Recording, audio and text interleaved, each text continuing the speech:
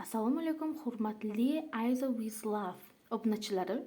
Bugun sizlar bilan uyda olmali pirog qanday tayyorlanishini ko'rib chiqamiz.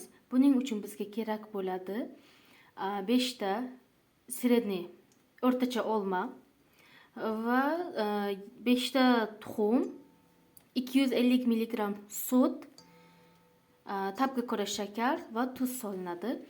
Xohlasangiz razrixlитель vanilin ham solsangiz bo'ladi. Menda уже tayyor smes bu. Men уже tayyorlab, keyin 250 gram un solishni ham unutmang. Menda уже bu tayyor shunaqa massa hosil bo'ladi. Hammasini birdan solasizlar, aralashtirasizlar. Bu juda ham dangasakenlar uchun juda ham qo'l keladi.